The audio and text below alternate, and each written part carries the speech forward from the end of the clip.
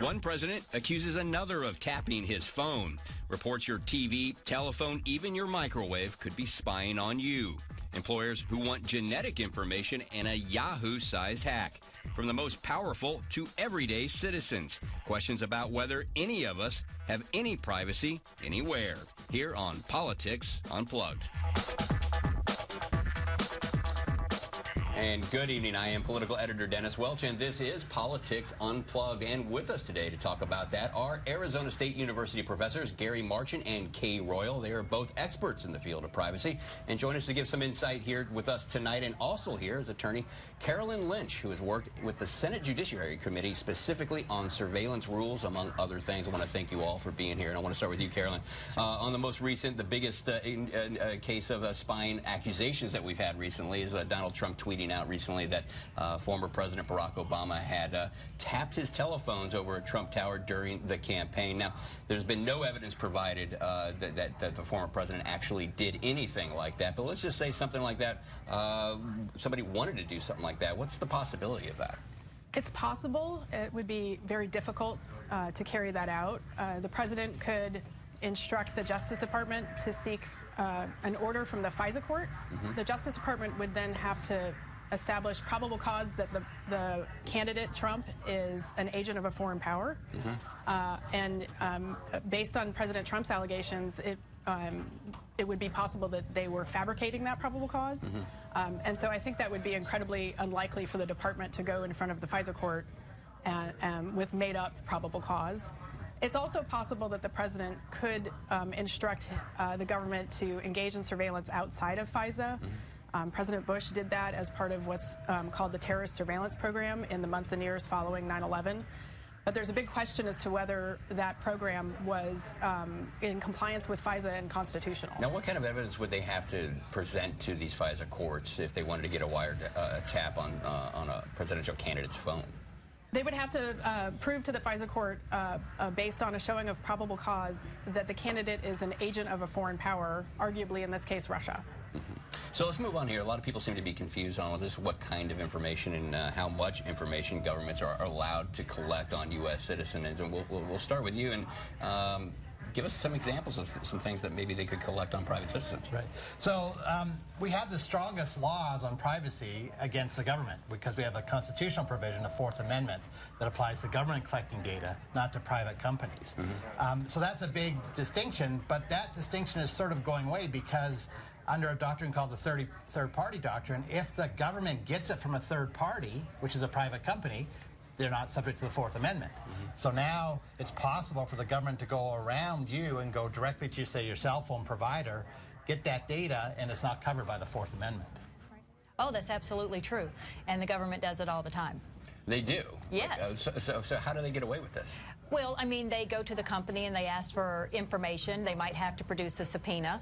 So companies sometimes will go online and they'll post all the requests that they've gotten from the government to show people what information they might have, but you don't know what information the government's taking on you. You don't get notified.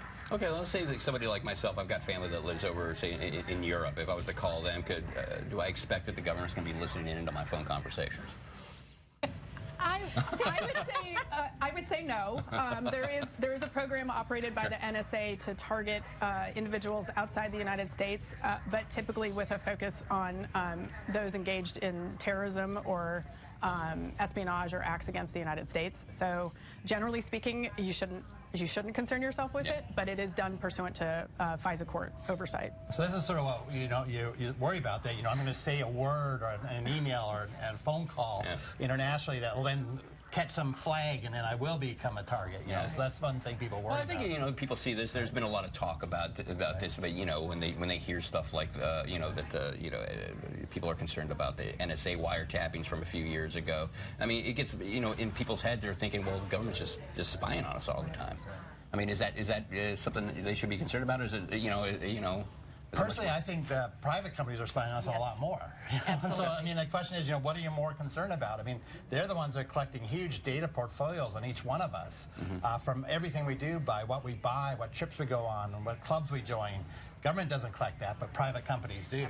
Well, and to Gary's point, the government has some very strict rules to follow, both from the Constitution and federal statute. And while there are some rules that govern the private sector, they're not nearly as strenuous as so those what are some of the rules, though? If well, the federal wiretap laws do apply to the private companies, and so they must abide by the laws that limit the access to communications and private data and how it's shared with third parties. But again, they don't need to prove probable cause that somebody is engaged in a crime in order to do something with the content of your emails. They do it largely through a lot of their privacy policies that they implement, promising that to their customers that they will protect the privacy of those communications. Okay, and you worked with the Senate Judiciary Committee on some of these types of rules. I mean, yes, I was actually with the House Judiciary Committee. Oh, I'm sorry about that. We'll correct that, House Judiciary Committee. No problem. Yes, I worked on the legislation that amended the Patriot Act and FISA. Okay, and then so what kinds of agencies would be listening in on these types of conversations when they get to that point? Is it just the CIA, or is it like FBI? I mean, what are the rules there? So if it's for foreign intelligence collection domestically inside the United States, the FBI is the agency responsible for conducting that intelligence gathering. They do it in conjunction with the Justice Department and, again, getting prior approval from the FISA court. The NSA handles the collection of intelligence outside the United States.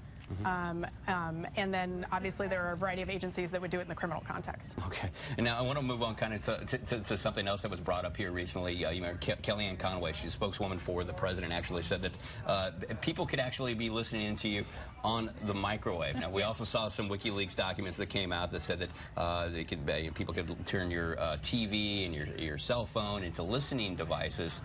First, start off with this microwave accusation, because that seems kind of ridiculous. Could it happen? Yes. Oh, absolutely. Seriously? Oh, absolutely. Okay. Now, the typical microwave doesn't come with a camera. Okay. But why can't they hide a camera in it?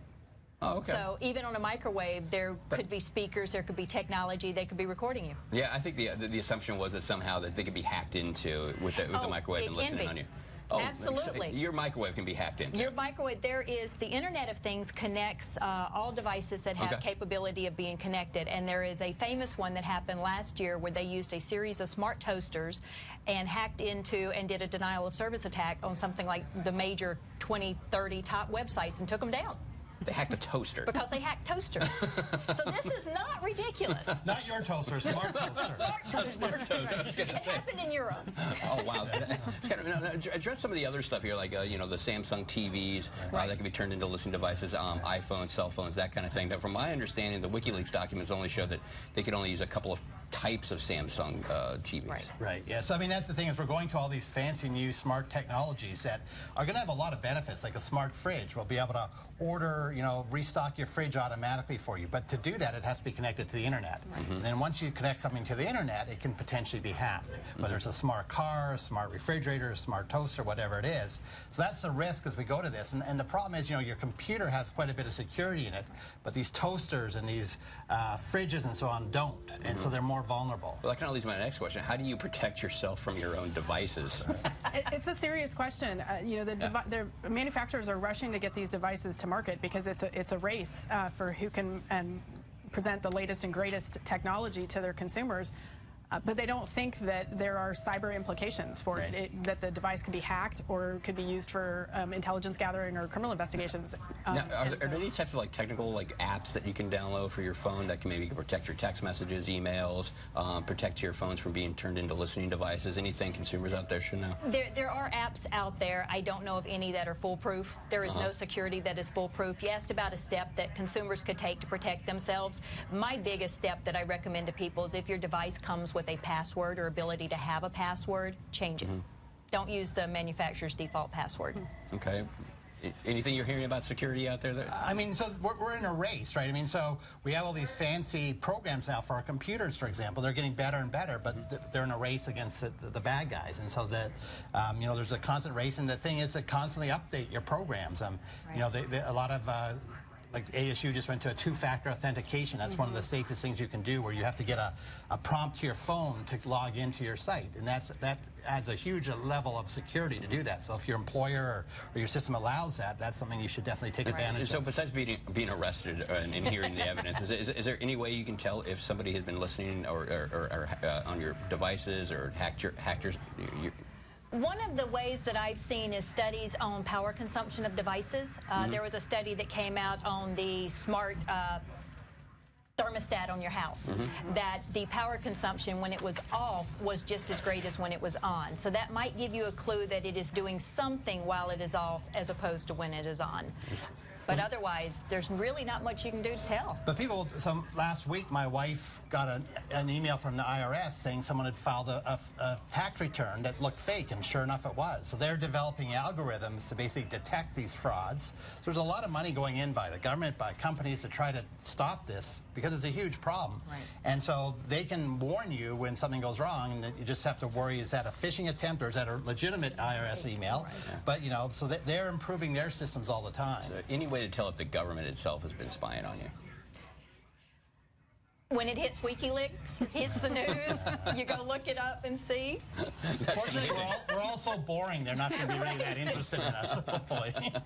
All right, we're going to have to take a quick break because we do have more Politics Unplugged coming up next. And a look at why even your genetic makeup may no longer be private, with your employer may soon be able to collect information on everything that makes you, you. Plus, the government says it knows who was behind a giant Yahoo hack. Just ahead, a closer look at the privacy online and in the could be here, or privacy online here on Politics Unplugged.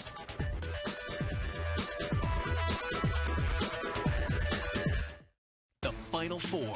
Phoenix, it's game time. And only one team can go this big to bring it to you. 3TV and CBS 5, the power of two. Live coverage kicks off in downtown Phoenix. Friday morning from FanFest, concert previews, post-game shows, and wrapping up when a champion is crowned. The full Final Four experience. This team delivers. 3TV and CBS 5, the power of two. Dealing with the insurance company is like talking to a brick wall. Call us the moment you've been in a wreck, and we'll hammer the insurance company to get you every dollar you deserve. In a wreck, you need a check? Call 977-1900.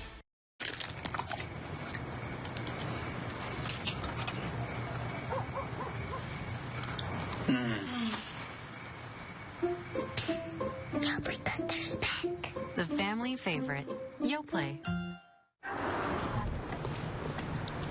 Protein. Protein, proteiny, protein.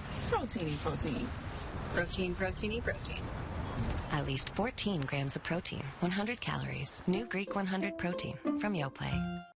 Thanks for letting us come into your home each week. We pray for you, and we're believing that you're going to see God's goodness in amazing ways. Stand still, and you'll see God deliver you. When you remain at rest, Almighty God fights your battles. Everybody around you is going to have no doubt the God you serve is an awesome God.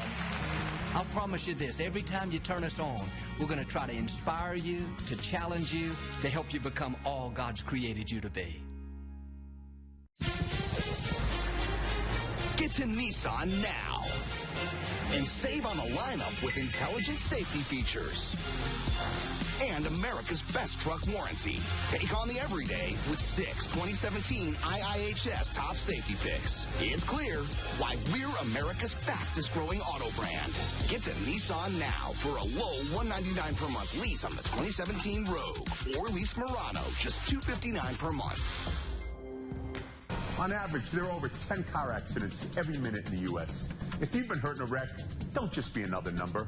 Pick up the phone and call us now. We'll get you every dollar you deserve. Letter and rope is the way to go. Call 977-1900.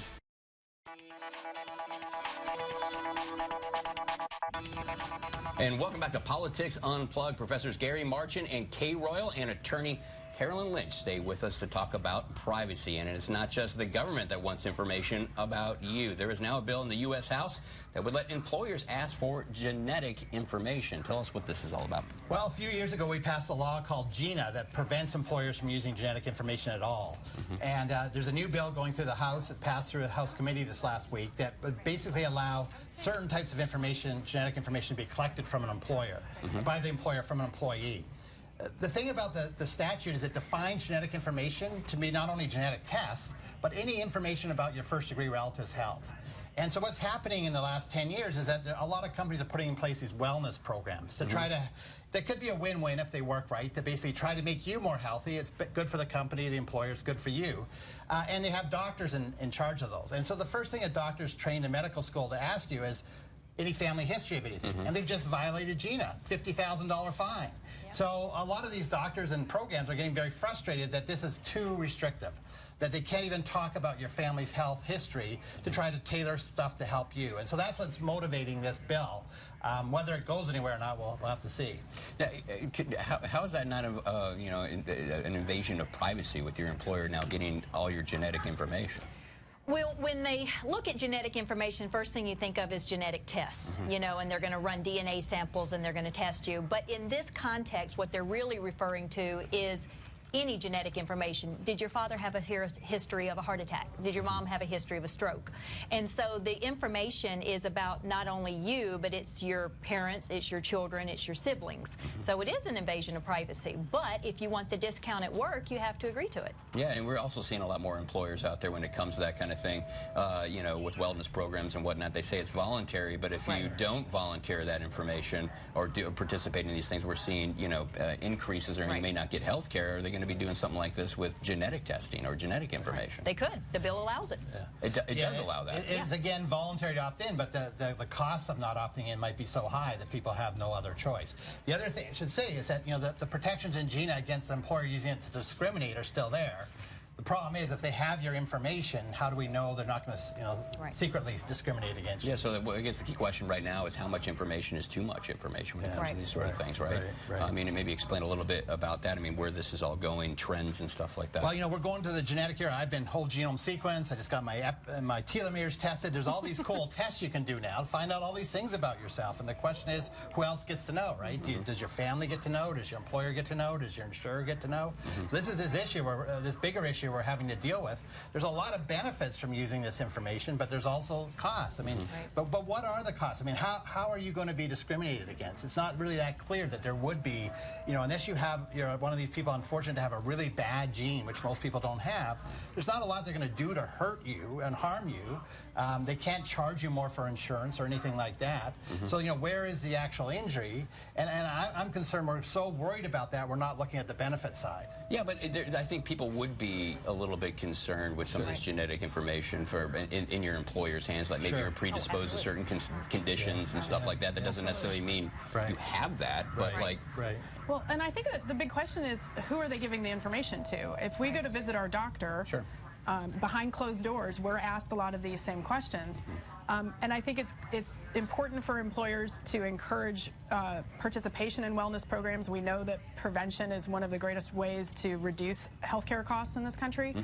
So I think maybe one of the questions Congress should be asking is, whether it's genetic testing or other questions related to medical history, who is actually learning that information, and is it a doctor? Is there a doctor-patient relationship there? And then to what extent is it shared with the employer? Yeah, and how big of an issue in Congress right now is privacy right now? Is this something that they're talking about a lot? Constantly, and across all committees and all issues. And is this a bipartisan or a partisan issue? And maybe take us a little bit through that, because I'd be fascinated to know if there's some issue on privacy that, you know, maybe a Democrat issue versus a Republican issue. I don't think there really is. I mean, if you look at the Supreme Court, for example, it's very interesting because you have some very liberal justices and very conservative justices who both have the biggest concerns about privacy.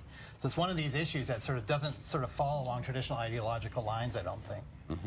And you know, getting back to this health genetic information, couldn't some employee just claim that, hey, you know, you don't have any legal right to this type of information? They could, but it's voluntary. So the wellness programs you opt into, it's voluntary, and studies have shown shown that the wellness programs with employers really aren't having that big of an impact. Prevention might be worth the pound to cure, but it's not coming through employer wellness programs. All right, and let's talk a little bit about this Yahoo hack that we saw. It was just this major attack. 500 million Yahoo accounts were breached. Now, this happened back in 2014, yet we didn't know about this for 2 years. I mean, how come it takes so long for us? I mean, isn't there some sort of legal, ethical responsibility on Yahoo's part or somebody's part? There is, actually. There are laws in all 50 states requiring companies to notify customers when a data breach occurs, particularly when that breach involves the extraction of personal information, whether it's an email address or even social security numbers or credit card information. I can't say exactly why it didn't come to light until the company was in the process of being purchased, but it's also not the biggest hack.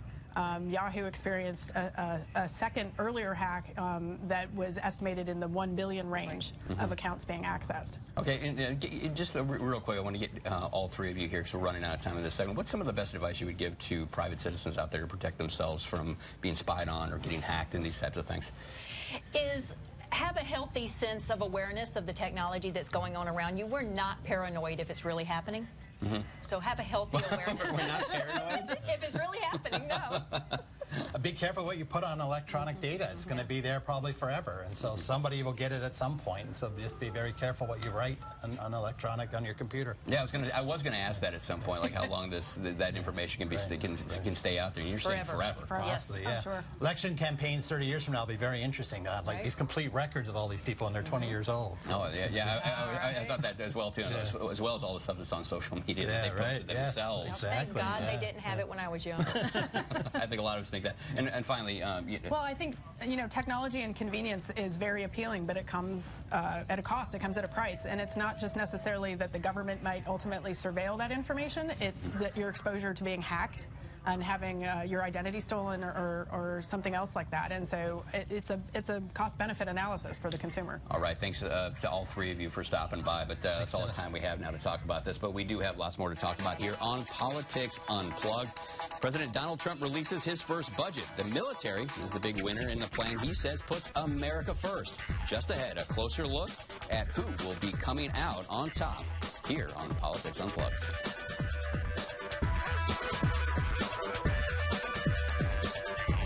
I did 950 miles on the Pacific Crest Trail and then decided I wanted to go hike in the Himalayas. You think I'm not grateful for arch supports from Good Feet? I mean, come on. See for yourself with the free personalized arch support fitting at the Good Feet store.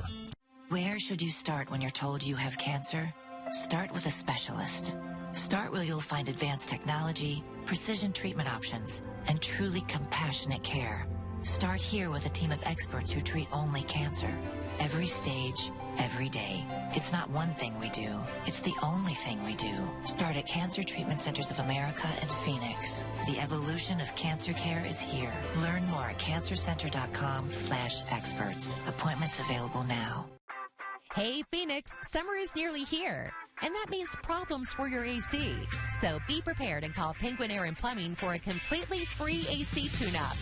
That's right, free. Or call us today and receive up to $5,000 off the same-day installation of a new day and night AC system. Turn to the experts you can trust. Penguin Air and Plumbing. Hi, I'm Waddles. Call 24/7. We'll get there fast. You gotta love the new Lone Butte Casino. Now with more of your favorite games. On a spacious casino floor. And a brand new high-limit slots room. Check out Big City Sports Lounge for wall-to-wall action. Or get the party started at Bad Bingo After Dark.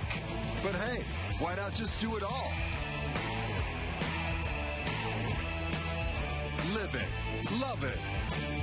Lone Butte.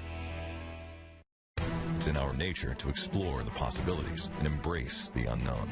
We travel the same road, knowing the unexpected may occur. When you need us, we'll be there. If you're injured in a motorcycle accident, call 1-800-LAW-TIGERS, Arizona's motorcycle lawyers. Could your Arizona small business use a boost? Then enter the Small Business Boost Contest at azfamily.com. Your business could win $5,000 cash and an advertising schedule. Just visit azfamily.com/boost for all the details and to enter. We'll ask you to upload a 1-minute video so our viewers can vote. It's a great way for you to showcase your business and have a chance to win the grand prize. The deadline is April 2nd, so visit azfamily.com/boost and enter today. Sponsored by Cox Business and the Arizona Small Business Association.